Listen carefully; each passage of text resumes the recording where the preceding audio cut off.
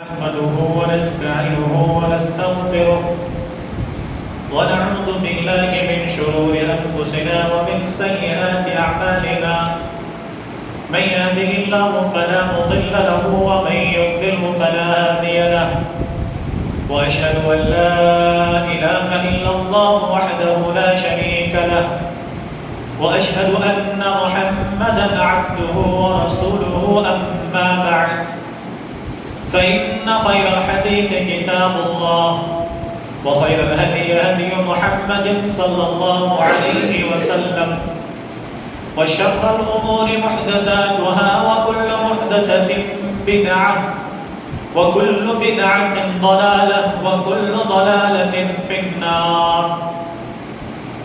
يا أيها الذين آمنوا اتقوا الله حق تقاته ولا تموتن إلا وأنتم مسلمون. يا أيها الناس اتقوا ربكم الذي خلقكم من نفس واحدة وخلق منها زوجها وبث منهما رجالا كثيرا ونساء واتقوا الله الذي تساءلون به والأرحام إن الله كان عليكم رقيبا. يا أيها الذين آمنوا اتقوا الله وقولوا قولا سديدا يصلح لكم أعمالكم ويغفر لكم ذنوبكم ومن يطع الله ورسوله فقد فاز فوزا عظيما. أما بعد فأعوذ بالله من الشيطان الرجيم. بسم الله الرحمن الرحيم. قاف والقرآن المجيد بل عجبوا أن جاءهم منذر منهم فقال الكافرون هذا شيء عجيب أئذا متنا وكنا ترابا ذلك رجع بعيد قد علمنا ما تنقص الأرض منهم وعندنا كتاب حفيظ بل كذبوا بالحق لما جاءهم فهم في أمر مريج أفلم ينظروا إلى السماء فوقهم كيف بنيناها وزيناها وما لها من فروج والأرض مددناها وألقينا فيها رواسي وأنبتنا فيها من كل زوج بهيج تبصرة وذكرى لكل عبد منيب ونزلنا من السماء ماء مباركا فأنبتنا به جنات وحب الحصيد والنخل باسقات لها طلع نضيد رزقا للعباد وأحيينا به بلدة ميتا كذلك الخروج كذبت قبلهم قوم نوح وأصحاب الرس وثمود وعاد وفرعون وإخوان لوط وأصحاب الأيكة وقوم تبع كل كذب الرسل فحق وعيد أفاعينا بالخلق الأول بل هم في لبس من خلق جديد. وقال الله سبحانه وتعالى في مقام آخر سبحان الذي أسرى بعبده ليلا من المسجد الحرام إلى المسجد الأقصى الذي باركنا حوله لنريه من آياتنا إنه هو السميع البصير. رب اشرح لي صدري ويسر لي أمري واحلل عقدة من لساني يفقهوا قولي. سبحانك لا علم لنا إلا ما علمتنا إنك أنت العليم الحكيم. حاضرین جمعہ، پردہ نشین خواتین اسلام، تمام تعریفیں اللہ رب العزت کے لیے لائق و زیبا ہے جو رب العالمین ہے، رب العرش ہے، علی کل شیء قدیر ہے. درود و سلام نازل ہو تمام انبیاء علیہ السلام کی جماعت پر، خصوصاً جناب محمد رسول اللہ صلی اللہ علیہ وسلم پر. اللہم صلی علی محمد وعلى آل محمد كما صليت على إبراهيم وعلى آل إبراهيم إنك حميد مجيد. اللهم بارك على محمد وعلى آل محمد كما باركت على إبراهيم وعلى آل إبراهيم إنك حميد مجيد، کہ جن کو اللہ تبارک و تعالیٰ نے رحمت للعالمین، خاتم النبیین والمرسلین بنایا، اور اماموں کا انبیاء، امام الانبیاء جن کا لقب سید الرسل، اولو العزم پیغمبروں میں سے ایک، اور جن کے ذریعے سے اللہ تعالیٰ نے آسمانی کتابوں میں بہترین کتاب قرآن مجید ہم سب کو عطا کیا۔ حضرت گرامی، تاریخ کے اعتبار سے بات کریں تو آج 28 رجب المرجب 1445 ہجری مطابق 9 فروری 2024 جس سے ہم اور آپ گزر رہے ہیں ابھی، میں نے خطبہ مسنونہ کے بعد 15واں پارے کی سورہ نمبر 17 کی ایک آیت کریمہ میں نے پڑھی ہے، جس سورہ کا نام ہے سورہ بنی اسرائیل۔ انشاءاللہ العزیز آج کے خطبہ جمعہ میں اس آیت کے ضمن میں چند باتیں آپ کے گوش گزار کرا رہے ہیں۔ آج کے خطبہ جمعہ میں یہ بھی آپ جان پائیں گے اور ہوش و حواس میں ہوں گے تو کہ امام الانبیاء، ایک لفظ سنتے ہیں نا کہ امام الانبیاء، کہ امام الانبیاء کیوں کہتے ہیں؟ آخر محمد الرسول اللہ صلی اللہ علیہ وسلم کو امام الانبیاء، جیسے کوئی یہاں نماز پڑھا تو اس کو بولتے امام، ٹھیک ہے؟ تو اب امام الانبیاء، تمام انبیاء علیہم الصلاۃ والسلام کا امام، تو امام الانبیاء کیوں کہتے ہیں؟ کس وقت ایسا مومنٹ آیا؟ تو وہ سب بھی چیزیں آپ کی نظر کے سامنے آپ کے گوش گزار کرائی جائیں گی۔ حضرت گرامی، 2 دن پہلے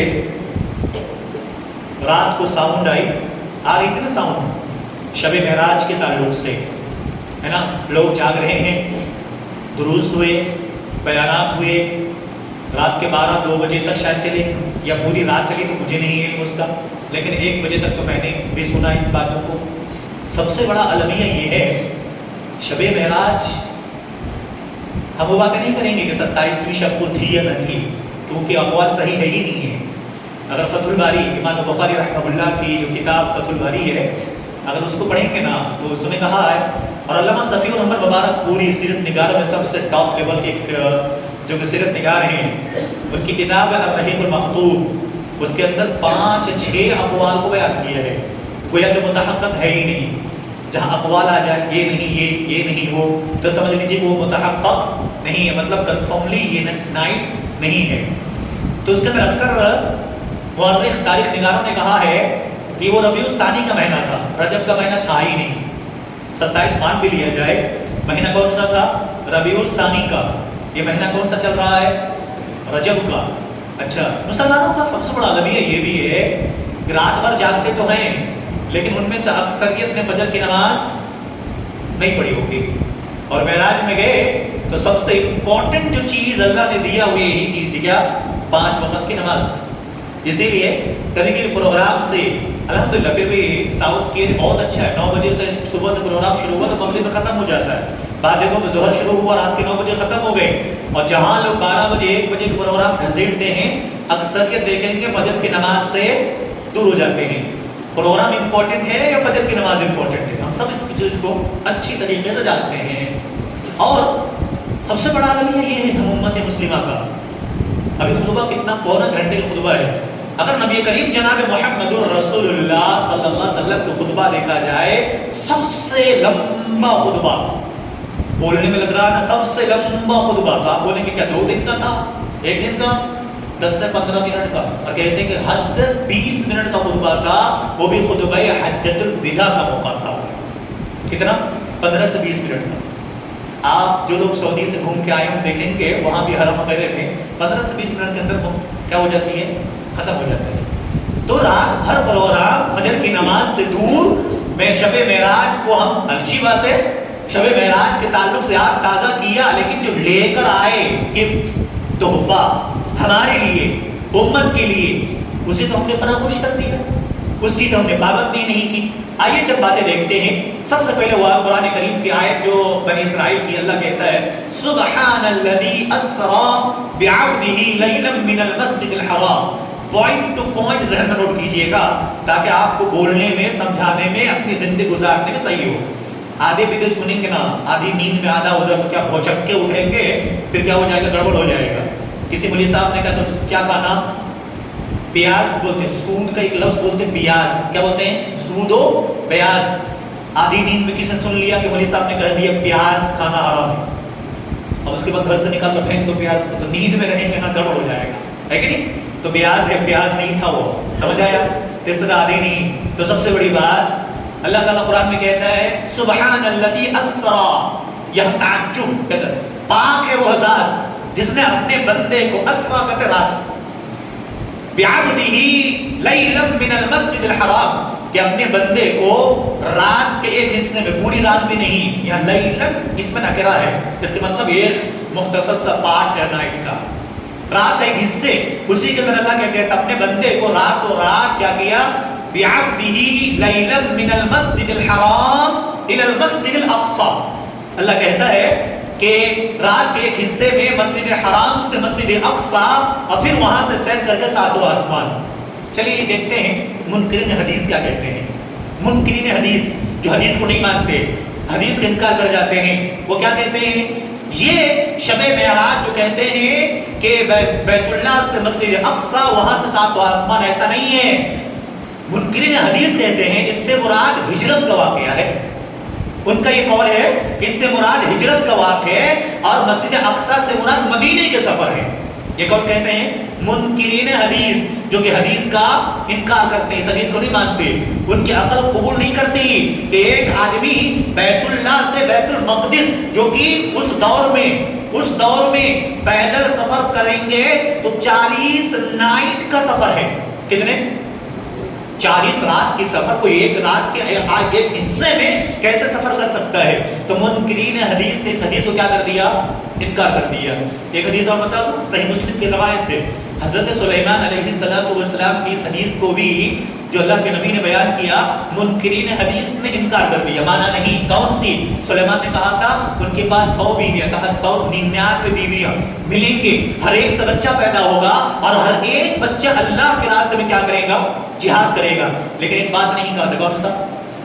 انشاءاللہ نہیں کہا۔ تو اس کے بعد سے ایک عورت سے بچہ ہوا، ایک بیوی سے ملے تو سب سے بچہ ہوا، ایک سے، وہ بھی ناکارہ۔ منکرین حدیث اس کو بھی کیا کر گئے، انکار کر گئے کہ ایک آدمی ایک نائٹ ایسا ہو سکتا ہے کیا؟ نبی نے کہا، ہماری عقل مانے نامہ، نبی نے کہا تو صحیح ہے۔ کیوں؟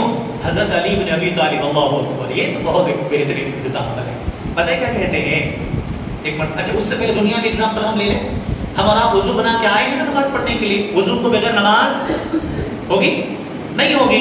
اللہ نہ کرے دوران خطبہ یا نماز سے پہلے کسی کی ہوا خارج ہو جائے تو اسے وضو بنانا پڑے گا نا، شرم کر کے بیٹھیں گے تو نہیں نا، جا کر وضو بنائیں گے، پھر آئیں گے، پھر بیٹھیں گے، ورنہ نماز نہیں ہوگی، الٹا آپ کو گناہ ملے گا۔ بغیر وضو کی جان بوجھ کے نماز پڑھیں گے تو الٹا گناہ ملے گا۔ اب بتائیے، یہ تھوڑا سا عقل لگاؤ، لاجک، کہ اللہ کے پہلے نبی جناب محمد رسول اللہ صلی اللہ علیہ وسلم نے کیسی مثال، حضرت علی بن ابی طالب نے کیا مثال دیا کہ دیکھو ہوا کہیں خارج ہوتی ہے، ہم اور ہاتھ، پاؤں اور چہرہ پیر دھو کے آ جاتے ہیں، حالانکہ جہاں جس نے غلطی کی اس کا کوئی کانسیپٹ ہی نہیں ہے، لیکن شریعت یہ ہے۔ علی بن ابی طالب کہتے ہیں دیکھو شریعت میں عقل کو کوئی دخل نہیں ہے۔ کہا کیوں؟ کہا کہ دیکھو تم جب موزہ پہن لیتے ہو، ساکس پہن لیتے ہو، تو ساکس سے اوپر 24 گھنٹہ مقیم کے لیے مسح کرنے کا حکم ہے کہ آپ اگر ساکس کو وضو بنا کر پہن لیا ہے تو 24 گھنٹہ آپ بغیر ساکس اتارے اس کے اوپر موزہ پر مسح کر کے کیا کر سکتے ہیں، نماز پڑھ سکتے ہیں۔ لیکن مسح کہاں کرنا ہے بھائی، اوپر یا نیچے؟ مسئلہ معلوم ہے کہ نہیں ہے؟ اگر ہمیں وضو کرنا ہو اور دوران وضو موزہ کے اوپر مسح کرنا ہو تو موزہ کے پاؤں کے نیچے نہیں بلکہ پیر کے اوپری حصے میں مسح کرنا ہے۔ علی بن ابی طالب کہتے ہیں کہ اگر شریعت میں عقل کو دخل ہوتا نا تو موزے کے اوپر نہیں پاؤں کے نیچے مسح کرنا تھا۔ شریعت کہتی ہے نیچے نہیں اوپر مسح کرنا ہے، ہماری عقل کہتی ہے گندگی لگنے کے چانسز نیچے ہیں اوپر نہیں، شریعت کہتی ہے موزہ کے اوپر مسح کرنا ہے نیچے نہیں۔ علی بن ابی طالب کہتے ہیں یہی ہے شریعت، عقل مانے نہ مانے شریعت نے جو کہا وہی ہمیں کیا کرنا ہے، ماننا ہے۔ الذین یؤمنون بالغیب، یہی بات ہے، اللہ کو کسی نے نہیں دیکھا، نبی کو ہم نے نہیں دیکھا، لیکن باتوں پر ہمیں کیا کرنا ہے، اعتماد بھروسہ توکل اللہ پر ہونا چاہیے. تو یہ شریعت. تو منکرین حدیث نے کیا کر دیا؟ اس واقعے کے معراج کے واقعے کیا کر دیا؟ انکار کر دیا. ان کا کہنا ہے مسجد حرام سے مسجد اقصی سے مراد ہے مکہ سے مدینے کا سفر. ان کا یہ کہنا ہے. منکرین حدیث کو سوچنا چاہیے بھائی لاجیکلی بھی لوگ. اللہ کے نبی یہ بتائیے آپ لوگ سب جانتے ہیں ماشاءاللہ علم داں ہیں کہ کیا مکہ سے مدینہ ایک ہی رات میں سفر کر گئے تھے؟ ایک رات میں سفر کیا تھا؟ پتہ ہے ایک رات میں سفر ہی نہیں کیا. نبی کریم صلی اللہ علیہ وسلم میں نکلے, اس کے بعد مکے سے تھوڑی دور باہر میں تو غار ہی میں رکے ہوئے تھے, 2 سے 3 دن غار ہی میں ٹھہرے ہوئے تھے. اور اللہ کے نبی کو پکڑنے کے لیے لوگ گئے. نبی علیہ الصلوۃ والسلام کے ساتھ موجود ابوبکر صدیق نے لوگوں کو دیکھا, پاؤں نظر آ گئے.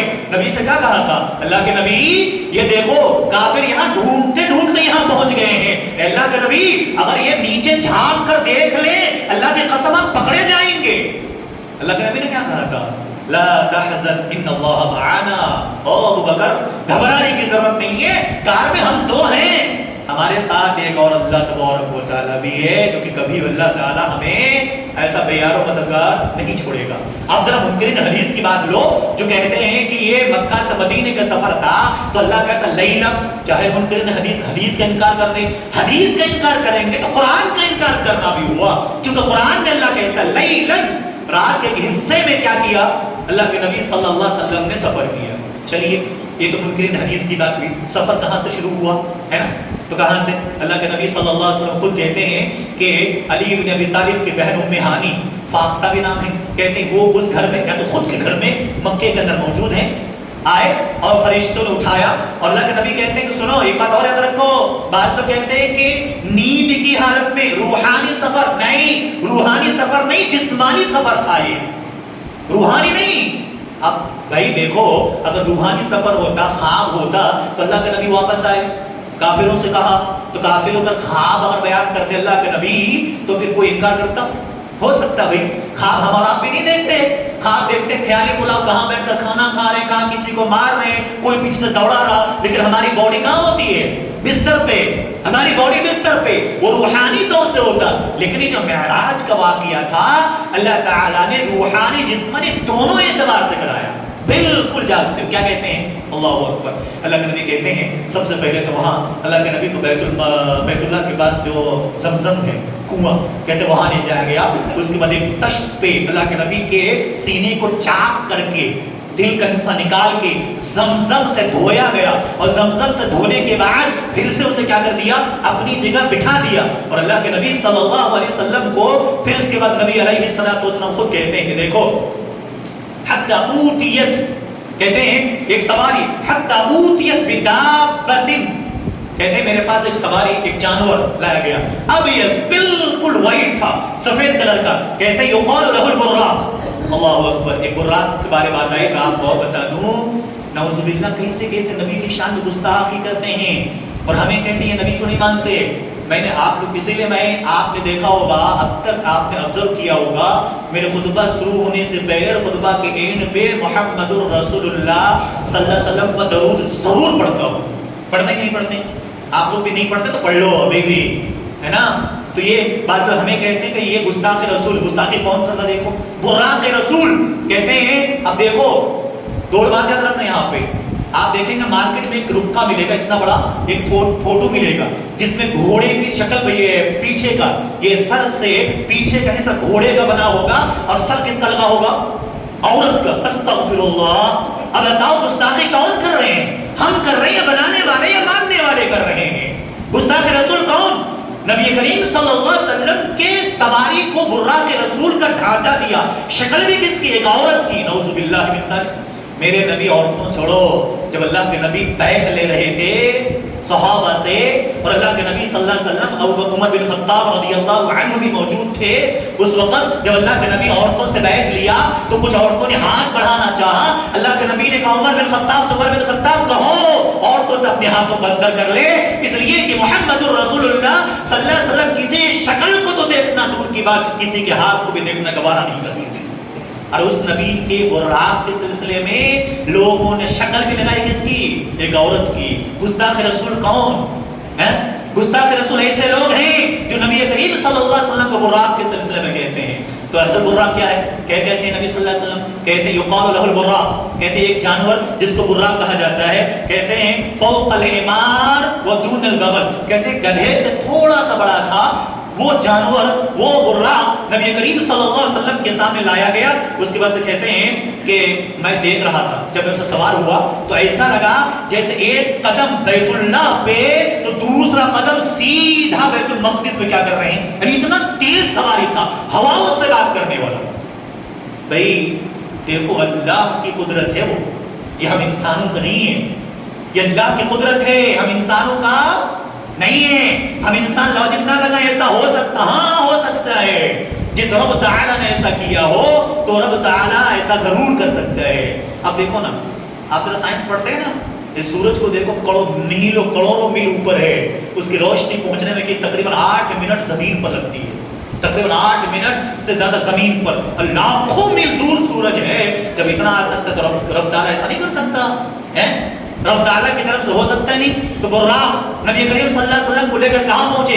سیدھا بیت المقدس۔ اس کے بعد اللہ نبی کریم صلی اللہ علیہ وسلم کہتے ہیں فرقبت حتی اتیت بیت المقدس، میں اس کو سوار ہوا اور اس کے بعد سے بیت المقدس میں۔ ایک بات اور یاد رکھو، اللہ اکبر، ایک راوی ہے، ایک حدیث اور بھی ہے، مولوی کہتے ہیں جب اللہ کے نبی صلی اللہ علیہ وسلم سوار ہوئے تھوڑا سا اپنا نوٹنکی دکھایا براق نے، تھوڑا سا، کبھی ہوتا نا گھوڑا سوار جو ہوتے ہیں جس کا گھوڑا ہوتا ہے وہ تو آرام سے اس کو سوار کر لیں گے، لیکن نیا انسان جب بیٹھتا نا تو اس کی تھوڑی سی چال بدل جاتی ہے، ہاں اپنے آپ کی چال بدل لیتے۔ جب نبی صلی اللہ علیہ وسلم اس براق پر بیٹھے تھوڑا سا اپنا چال بدلا، جبریل کیا کہتے ہو تجھے پتا بھی یہ کون ہے؟ افضل الانسان سید الرسول محمد الرسول اللہ صلی اللہ علیہ وسلم کی ذات گرامی بیٹھے ہیں۔ پھر اس کے بعد براق سیدھے کہاں پہنچ گئے؟ بیت المقدس۔ اب وہاں آئے، اب میں نے شروع میں کیا کہا تھا؟ امام الانبیاء کیوں کہتے ہیں؟ اب دیکھیے نبی کریم صلی اللہ علیہ وسلم کہتے ہیں میں جب وہاں پہنچا تو انبیاء علیہم السلام کی جماعت پوری وہاں حاضر ہے۔ کیا کہتے ہیں؟ انبیاء علیہم السلام کی جماعت وہاں حاضر ہے۔ کہتے ہیں میں پہنچا فصلیت رکعتین، کیا کہتے ہیں؟ 2 رکعت نماز میں نے ادا کی۔ اور امامت کون کر رہے ہیں؟ نبی کریم صلی اللہ علیہ وسلم۔ مصلی کون؟ امام تمام انبیاء علیہم السلام کی امامت کرایا کس نے؟ اللہ کے نبی صلی اللہ علیہ وسلم نے۔ اسی لیے کہتے ہیں امام الانبیاء، انبیاء علیہم السلام کے امام کون؟ نبی کریم جناب محمد الرسول اللہ صلی اللہ علیہ وسلم۔ اب دیکھیے اس سے یہ پتہ لگا تمام انبیاء کا دین بھی ایک دین ہے، تمام انبیاء کی شریعت ایک ہی شریعت ہے، کسی شریعت کے اندر گڑبڑی نہیں ہے۔ ان کے لوگوں نے، ماننے والوں نے، متبعین نے کیا کر دیا؟ اس کے اندر گڑبڑی کر دی ہے، ورنہ تمام انبیاء علیہم السلام کی شریعت ایک ہی شریعت ہے۔ لا الہ الا اللہ تفلحوا، کامیاب بھی اسی کے اندر ہے، لا الہ الا اللہ پڑھو۔ اور اللہ تعالیٰ نے قرآن میں کہا قل یا اہل الکتاب، اہل کتاب سے کہو، اہل کتاب سے مراد یہود نصارا ہے۔ اللہ تعالیٰ کہتے ہیں قل یا اہل الکتاب تعالوا الی کلمۃ سواء بیننا وبینکم الا نعبد الا اللہ۔ اے نبی صلی اللہ علیہ وسلم آپ لوگوں سے کہو، اہل کتاب سے، آؤ میں تم کو قرآن پڑھ کر سناتا ہوں، آؤ تم کو میں اللہ کی کتاب پڑھ کر سناتا ہوں، سواء بیننا وبینکم، اور ہمارے تمہارے درمیان ایک ہی بالکل برابر کی کتاب ہے وہ۔ تو گویا کہ تمام انبیاء علیہم السلام کی امامت کرائی۔ اچھا ایک بات اور یاد رکھیں، سفر کرتے ہیں نا خصوصی طور پہ اللہ کے نبی جناب محمد الرسول اللہ صلی اللہ علیہ وسلم نے کہا 3 مسجدوں کی سفر کر سکتے ہیں، چوتھے کی سفر نیکی حاصل کرنے کے لیے نہیں کر سکتے، گناہ مٹانے، نیکی حاصل کرنے کے لیے صرف 3 مساجد کا قصد کر کے جا سکتے ہیں، چوتھے کی اجازت نہیں ہے۔ شریعت اگر مانتے ہیں، اللہ کے نبی کو نبی مانتے ہیں، نبی کے امتی ہیں، تو یہی کام کرنا ہے۔ کسی عالم، کسی علماء، کسی اکابر کی بتائی ہوئی یا لائی ہوئی بنائی ہوئی شریعت نہیں، شریعت اللہ کے نبی صلی اللہ علیہ وسلم نے نافذ کیا ہے، اور اللہ تبارک و تعالی نے جو کہا نبی نے کر کے دکھایا۔ تو اللہ کے نبی کہتے ہیں لا تشد الرحال، کہ سنو نبی کریم صلی اللہ علیہ وسلم فرماتے ہیں لا تشد الرحال الا 3، کہتے ہیں کہ 3 مساجد کی سفر کر سکتے ہیں نیک خواہش لے کے۔ کون سی مسجد ہے؟ کہتے ہیں مسجد الحرام، پہلی مسجد حرام، جیسے عمرہ کرنے کے لیے جاتے ہیں، حج کرنے کے لیے جاتے ہیں، نماز پڑھنے، نماز ادا کرنے کے لیے جاتے ہیں۔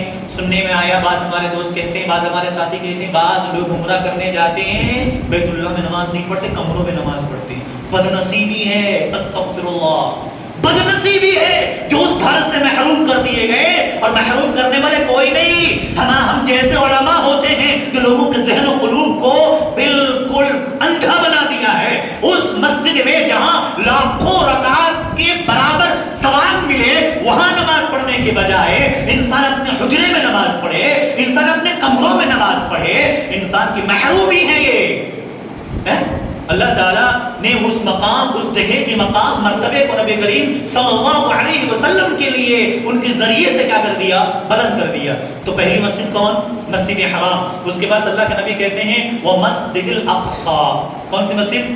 مسجد اقصی۔ آپ کو معلوم ہونا چاہیے دنیا میں سب سے پہلی جگہ جو عبادت کے لیے بنائی گئی کون سی؟ مسجد اقصی یا مسجد حرام؟ مسجد اقصی، مسجد حرام۔ ان اول بیت وضع للناس للذی ببکۃ مبارکا وہدی للعالمین۔ چوتھے پارے میں آیت کریمہ موجود ہے کہ اللہ تعالیٰ نے زیر زمین پر انسانوں کے لیے سب سے پہلی عبادت کی جگہ اگر کہیں بنائی ہو تو کون سی ہے؟ وہ ہے بیت اللہ۔ تو پہلی جگہ جہاں ہم نیکی حاصل کرنے کے لیے جا سکتے ہیں وہ ہے بیت اللہ۔ دوسری مسجد اقصی۔ دوسری کون سی؟ مسجد اقصی۔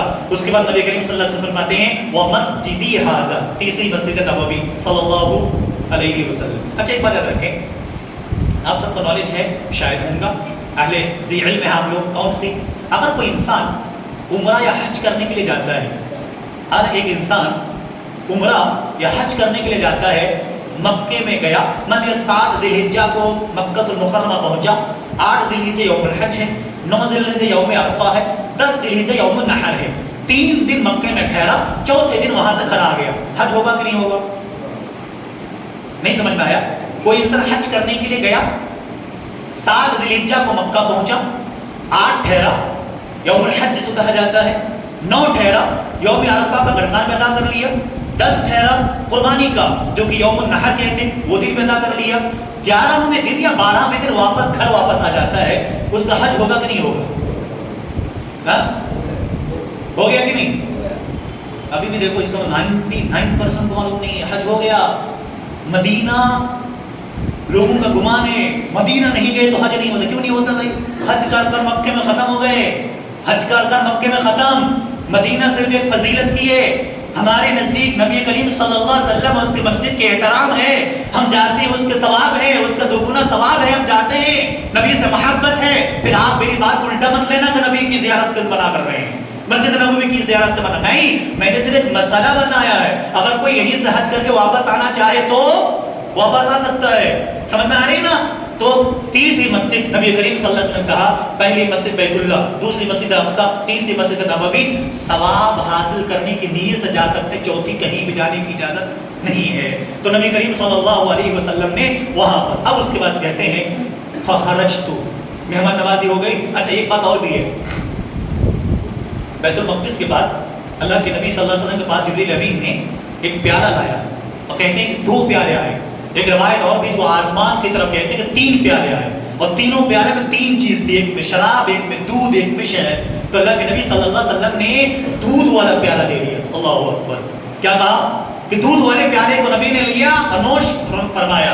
جبریل کہتے ہیں او محمد صلی اللہ علیہ وسلم، آپ نے فطرت کو استعمال اختیار کیا ہے، اللہ نے آپ کے دل کو ادھر مائل کر دیا جو بہتر ہے۔ یاد رکھیں شراب آج مسلمانوں کے لیے حرام ہے، لیکن انشاءاللہ جنت کے اندر شراب کی نہریں ہوں گی۔ قرآن پڑھو 26 پارہ سورہ محمد، اللہ اکبر، وہاں پر تو بہت ساری چیزوں کا ذکر کیا، دودھ کا نہر ہوگا، شہد کا نہر ہوگا، وہاں پر شراب کا نہر ہوگا، اور ساری چیزیں وہاں پر کیا ہوں گی؟ موجود ہوں گی۔ لیکن کب؟ جب ہم نبی کریم صلی اللہ علیہ وسلم جو معراج میں گئے، جو گفٹ لے کر آئے، جو تحفہ لے کر آئے، اس پر عمل کر لو۔ ان میں 2 بہت امپورٹنٹ چیزیں جو آگے بتاؤں گا۔ تو نبی کریم صلی اللہ علیہ وسلم کے پاس کہتے ہیں فاخترت اللبن، اللہ کے نبی نے دودھ کو کیا کر لیا؟ اختیار کیا۔ تو جبریل نے کہا اخترت الفطرہ، او محمد صلی اللہ علیہ وسلم، آپ نے فطرت کو کیا کیا؟ اختیار کیا۔ اس کے بعد سے اللہ کے نبی صلی اللہ علیہ وسلم کو لے کر کہاں نکلتے جبریل امین؟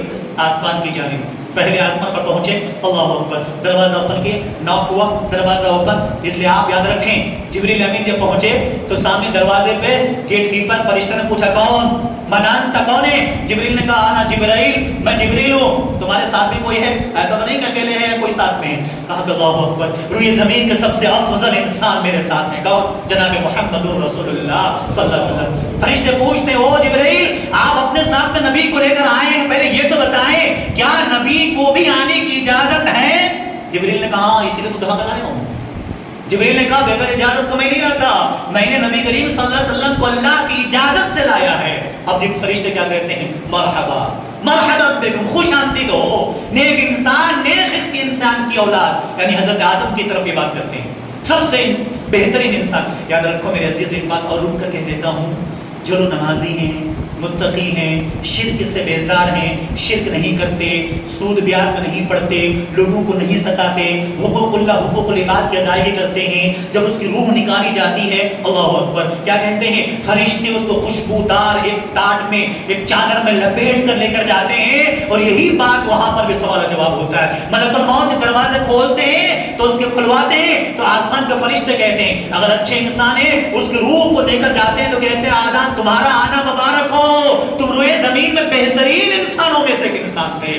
لیکن بے نمازی، مشرک، بددین، فاسق، فاجر، فسادی، ایسے لوگ جو لوگوں کو ظلم و زیادتی کرتے ہیں، جس کی زبان سے باطنی تیر نکلتی ہو، جس کی زبان سے میٹھی زبان بات تو کرتے لیکن کئی چیزیں اللہ اکبر، ایسے لوگوں کے بارے میں جناب محمد رسول اللہ صلی اللہ علیہ وسلم کہتے ہیں ملک الموت روح کو نکالتے ہیں ایک بدبودار. کیوں؟ تمہاری عقل ہمارے جب کیریکٹر سے بدبو پھوٹے تو روح سے بھی بدبو آتی ہے. پھر اس کے بعد ایک بدبودار ٹاٹ میں لپیٹ کر جب لے جاتے ہیں تو اس کے بعد دروازہ کھولتے آسمان کے فرشتے کہتے ہیں تیرا آنا نا مبارک ہو، تو روئے زمین میں سب سے بدتر انسان تھا. بتاؤ بھائی ہمارے ہاتھ میں ہے نا، ہم کر سکتے ہیں اس کو چینج. ہم نیک عمل کر لیں تو اچھے لوگوں میں شامل ہو سکتے ہیں، ہم نیک عمل کر لیں تو انشاءاللہ اچھے لوگوں میں شامل ہو سکتے ہیں. تو نبی کریم صلی اللہ علیہ وسلم کے لیے آسمان کا دروازہ کھلایا گیا. وہیں پر سے کس سے ملاقات ہو گئی؟ حضرت آدم علیہ السلام، ابو البشر. کس سے؟ حضرت آدم علیہ السلام. اللہ کے نبی کیا کہتے ہیں معلوم ہے؟ ایک روایت ہے الترغیب و ترہیب کی، مسند احمد وغیرہ کے اندر موجود. کہتے ہیں اللہ کے نبی صلی اللہ علیہ وسلم جب حضرت آدم سے ملاقات کیا، حضرت آدم کو دیکھا بیٹھے بزرگ انسان بیٹھے ہیں، دائیں طرف دیکھتے ہیں ذرا خوشی کے ذرا سے آسان نظر آتے ہیں. کہتے ہیں جب حضرت آدم بائیں طرف دیکھتے ہیں تھوڑا سا نراش ہو جاتے ہیں، تھوڑا سا غمزدہ ہوتے ہیں. اللہ کے نبی پوچھتے ہیں جبریل سے کہ وہ جبرائیل یہ بابا آدم ایسی کنڈیشن کیوں ہے؟ جب داہنے سیدھے طرف دیکھتے ہیں تو خوشی کی لہر آتی ہے، لیکن جب الٹے جب اپنے لیفٹ جانب دیکھتے ہیں تھوڑی سی ان کو نراشا نظر آتا ہے. کہا کہ سنو یہ داہنے طرف والے جتنے لوگ ہیں یہ جنتی لوگ ہیں اور بائیں طرف والے پورے جہنمی لوگ ہیں جو بیکار قسم کے انسان دنیا میں. اسی لیے حضرت آدم تھوڑے سا ناراض ہوتے ہیں، تھوڑا سا ان کو غم ہوتا ہے کہ ہماری اولاد اتنے لوگ کہاں چلے جائیں گے؟ جہنم کے اندر. انبیاء علیہ السلام سب سے زیادہ فکر کرتے تھے کہ لوگ کیا ہو. اسی لیے اللہ کہتا ہے قوا انفسکم واہلیکم نارا، اپنے آپ کو بھی اپنے اہل و عیال کو کیا کرو؟ بچاؤ جہنم کی آگ سے. تو ہمارے آپ کے ماں باپ سے زیادہ حق انبیاء انسان کے اوپر رکھتے تھے. تو انسان کے اوپر آدم علیہ السلام پریشان. اس کے بعد دوسرے آسمان کے طرف، دوسرے آسمان میں گئے وہاں بھی سوال و جواب، وہاں ملاقات حضرت عیسیٰ علیہ السلام. تیسرے آسمان میں گئے وہاں حضرت یوسف علیہ السلام. اللہ اکبر. حضرت یوسف ہے ایک نکاح میں تھا، اللہ خیر فرمائے. یوسف زلیخا سنا نہیں کہ نہیں سنا ہے؟ ایک نکاح میں مولوی صاحب نے کہہ دیا اللہ تعالیٰ ان دونوں کے دلوں کے اندر یوسف زلیخا کی محبت عطا فرما. استغفر اللہ. یوسف نے زلیخا سے محبت کیا تھا؟ بولو جی. اللہ اکبر. انہوں نے تو ان کو جیل جانا پسند کیا لیکن وہ گناہ قبول نہیں کیا، جس گناہ کو اس نے کیا ہی نہیں تھا. لوگ فلو فلو بہ جاتے ہیں، غلط ہے نا. حضرت کوئی اور ایگزامپل دے، آپ بھی مت دینا کہ ہمارے دونوں دلوں کے اندر یوسف زلیخا کی محبت عطا کرے. استغفر اللہ. حضرت یوسف نے محبت کیا ہی نہیں تھا. زلیخا اس کی طرف سے ایک طرفہ چاہت تھی، وہ بھی غلط کام کرنے کے لیے. حضرت یوسف علیہ السلام کے دل میں رتی برابر ان کے حاشیے خیال میں بھی یہ بات نہیں تھی. تو یہ بات کہیں گے آج سے نہیں کہنا ہے. تو یوسف علیہ السلام کو دیکھا حضرت محمد رسول اللہ صلی اللہ علیہ وسلم نے, کیا کہتے ہیں, فَإِذَا هُوَ أُوتِيَ شَطْرَ الْحُسْنِ. اللہ کے نبی کہتے ہیں یہ یوسف ایک ایسے انسان ہیں جن کو اللہ تعالیٰ نے آدھی خوبصورتی دے رکھی تھی. اس لیے حضرت یوسف علیہ السلام کا جب زلیخا فریفتہ ہوئی نا, تو عورتوں نے کہا تھا کیسی بیوقوف عورت ہے یہ, کسی غلام پہ تم فریفتہ ہو گئے, دل دے بیٹھی. اچھا تمہارے ہمارے اوپر اعتماد نہیں ہے, چلو ٹھیک ہے. تو کہتے ہیں کہ زلیخا نے لوگوں کے, عورتوں کے ہاتھ میں ایک ایپل کچھ کاٹنے کا دے دیا, چاقو دے دیا, بٹھا دیا. اس کے بعد یوسف علیہ السلام کا, چلو گزرو ذرا سامنے سے. یوسف گزرے, دیکھا. اس کے بعد وَقَطَّعْنَ أَيْدِيَهُنَّ, سارے لوگوں نے کیا کر لیا, اپنے ہاتھوں کو, عورتوں نے جو پھل دیا تھا کاٹنے, زلیخا نے ان کے ٹیسٹنگ کے لیے, جو تم لوگ مجھے غلط کہتی ہو کہ میں کتنی بیکار اور گنہگار عورت ہوں, میں نے یوسف پر اپنا دل دے بیٹھی. سنو, یوسف کی حسن تو وہ تم دیکھو. تو معائنہ کیا کیا, عورتوں کو چاقو دیا, اس کے ہاتھ میں کچھ پھل دیے, پھر دیکھو کاٹو پھل کو. یوسف گزرے تو عورتوں نے پھل کاٹنے کے ساتھ ساتھ اپنے ہاتھوں کو کاٹ لیے. وَقَطَّعْنَ أَيْدِيَهُنَّ, اللہ کہتا ہے تو کہ وَقَطَّعْنَ أَيْدِيَهُنَّ, ان لوگوں نے اپنے ہاتھوں کو, عورتوں نے ہاتھ کاٹ لیے. اور کیا کہا, قُلْنَ حَاشَ لِلَّهِ مَا هَذَا بَشَرًا, اللہ کی قسم ہے کوئی انسان ہے ہی نہیں ہے. اتنی خوبصورتی حضرت یوسف علیہ السلام کو اللہ نے کیا کیا تھا, عطا کیا تھا. تو اللہ کے نبی کیا کہتے ہیں, وَإِذَا هُوَ أُوتِيَ شَطْرَ الْحُسْنِ, اللہ تعالیٰ نے حضرت یوسف علیہ السلام کو انسانوں کی پوری انسانیت آدھی خوبصورتی اسے کیا کر دیا تھا, دے دیا تھا. اللہ اکبر. یہ حضرت یوسف. اس کے بعد سے چوتھے آسمان پر پہنچتے ہیں اللہ کے نبی صلی اللہ علیہ وسلم. جب وہاں پہنچتے ہیں تو چوتھے آسمان پر حضرت ادریس علیہ السلام, پانچویں آسمان پر جاتے ہیں حضرت ہارون, اور چھٹے آسمان پر حضرت موسیٰ علیہ السلام سے کیا ہوتی ہے, ملاقات ہوتی ہے. حضرت موسیٰ کون, یہی موسیٰ ہے. انشاءاللہ اگلے خطبے میں بات آئیں گی. انہی موسیٰ کی وجہ سے بہت سارے ہمارے اوپر کے بوجھ ختم ہو گئے. بوجھ ہی تو سمجھتے ہیں, 5 وقت کی نماز ہم سے ادا نہیں ہو رہی. بھائی آپ ہم میں سے کتنے کریں گے اگر نماز کی؟ میں بار بار اس چیز کی پتہ ہے کیوں آپ سے پرومس لیتا ہوں, گواہی ہے, یاد رکھو, مجھے اپنی ذمہ داری اللہ نے دی ہے. اللہ تعالیٰ نے ورثۃ الانبیاء کہا ہے, ہماری ذمہ داری ضرور, ہم نے اگر آپ سے نیک بات کی تلقین نہیں کی, ہم نے آپ سے صحیح باتیں نہیں پہنچے, اللہ تعالیٰ ہمیں کل قیامت کے دن پکڑے گا اور اللہ تعالیٰ ہمیں بھی اٹھا کر جہنم میں ڈالے گا. میں نے اپنی ذمہ داری نہیں نبھائی تو لہٰذا اسی لیے میں کہتا ہوں, کتنے لوگ نمازی لوگ بھی ماشاء اللہ 5 وقت نماز پڑھتے ہیں, فجر کی نماز ہاتھ مت اٹھائیے گا, میں یہی لفظ ہمیشہ بولتا ہوں, فجر کی نماز کتنے لوگ نہیں پڑھے ہوں گے, پڑھے بھی ہوں گے تو 6 بجے کے بعد, 7 بجے کے بعد نمازی ہیں. کوشش کرنا چاہیے. اللہ کے نبی جناب محمد رسول اللہ صلی اللہ علیہ وسلم سب سے زیادہ اسی چیز کی طرف کیا کرتے, توجہ دیتے تھے. تو لہذا حضرت موسیٰ علیہ السلام کہاں مل گئے, چھٹے آسمان پر. اب موسیٰ علیہ السلام جب ملے, یہ کون موسیٰ, حضرت موسیٰ علیہ السلام سے ملنے کے بعد حضرت موسیٰ علیہ السلام ملاقات ہوئی. اس کے بعد سے کیا کہتے ہیں, یا رب ھذا الغلام, حضرت موسیٰ کہتے ہیں او میرے رب یہ دیکھو آدمی, یا رب ھذا الغلام, اے اس رب کے رب. سنو کیا کہتے ہیں, الذی بعثتہ بعدی, میرے بعد ان کو بھیجا گیا. کیا کہتے ہیں موسیٰ, کہتے ہیں کہ اللہ تعالیٰ اس پیغمبر کو تو نے میرے بعد بھیجا, لیکن کیا کہتے ہیں کہ یدخل من امتہ الجنۃ اکثر وافضل. کہتے ہیں اللہ تعالیٰ یہ جو حضرت محمد صلی اللہ علیہ وسلم ہے جس کو تو نے میرے بعد بھیجا تھا, لیکن ان کی امت کل قیامت کے جنت میں سب سے افضل لوگوں میں ہوں گے اور سب سے زیادہ لوگوں میں ہوں گے. بتاؤ بھائی. اور حضرت موسیٰ ہی ایک ایسے پیغمبر ہے جنہوں نے ایک مرتبہ اللہ تعالیٰ سے کہا تھا, پتہ کیا کہا تھا, اللہ تعالیٰ وَلَمَّا جَاءَ مُوسَىٰ لِمِيقَاتِنَا كَلَّمَهُ رَبُّهُ قَالَ رَبِّ أَنظُرْ إِلَيْكَ قَالَ لَن تَرَانِي وَلَكِنْ انظُرْ إِلَى الْجَبَلِ. اللہ تعالیٰ کہتا ہے موسیٰ علیہ السلام کو بلایا, ایک ان کا لقب ہے موسیٰ کلیم اللہ. موسیٰ کلیم اللہ, یہ بات کرتے تھے, ڈائریکٹ اللہ تعالیٰ سے بات کرتے تھے. تو بات کیا, بات ہو گئی, لیکن دل نہیں بھرا. وہ ہے نا, بات ہوتی ہے, اب کسی دوست سے آپ کی بات ہو, یا مان لیجئے آپ کا کوئی دوست جس کو آپ بہت ہر دل عزیز سمجھتے ہیں, آپ فون سے بات کر رہے ہیں, لیکن دل میں کہیں نہ کہیں ذرا ملاقات ہو جاتی تو کتنا اچھا تھا. بڑی دن ہو گئے, بڑی لمبی مدت ہو گئی. اب مان لیجئے SLC PUC میں آپ کا کوئی فرینڈ رہا ہو, 50 سال کے بعد کہیں ملاقات ہو جائے, بور یا بستر پھینک کے کہتے وہ بھی ملاقات کرتے ہیں, میرا بہت پرانا یار ہے.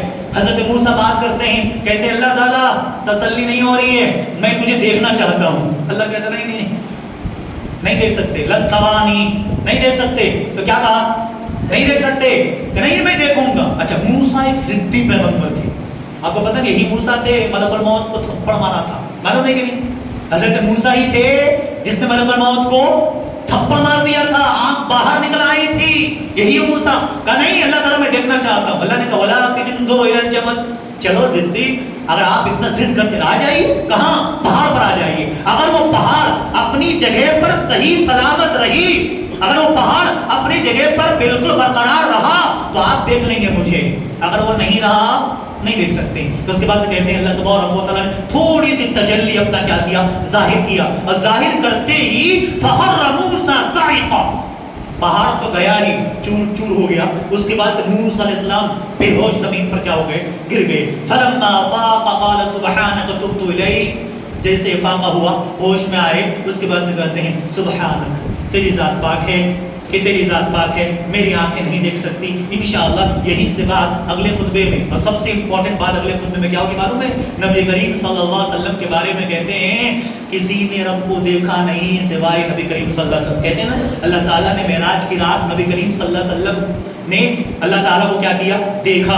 دیکھا کہ نہیں دیکھا, کل اگلے والے خطبے میں انشاءاللہ کیا کروں گا, آپ کے سامنے پیش کروں گا کہ صحیح قرآن و حدیث کے روشنی میں یہی سے موسیٰ علیہ السلام کی بات سے لے کر انشاءاللہ آگے پیش کروں گا. اللہ تعالیٰ سے دعا کریں اللہ تعالیٰ ہم سب کو نیک عمل کی توفیق عطا فرمائے. اور جو 2-3 باتیں امپورٹنٹ تھی منکرین حدیث کا انکار نہیں, ہماری عقل مانے نہ مانے, اللہ نے کہا رسول نے کہا, ہمیں کیا کرنا, اس پر کیا کرنا, انشاءاللہ عمل کرنا ہے. ہماری عقل اتنی بڑی نہیں ہے, ہمارا علم اتنا نہیں ہے, جتنا عقل اللہ تعالیٰ نے دیا ہے اس کے اندر وہ باتوں پر عمل کریں جو اللہ کے نبی جناب محمد الرسول اللہ صلی اللہ علیہ وسلم نے کہا ہے. اللہ تعالیٰ مجھے آپ کو سب کو نیک عمل کرنے کی توفیق عطا فرمائے. آمین. بارک اللہ لنا ولکم فی القرآن العظیم ونفعنا وإياکم بالآیات والذکر الحکیم انہ تعالی جواد کریم ملک البر.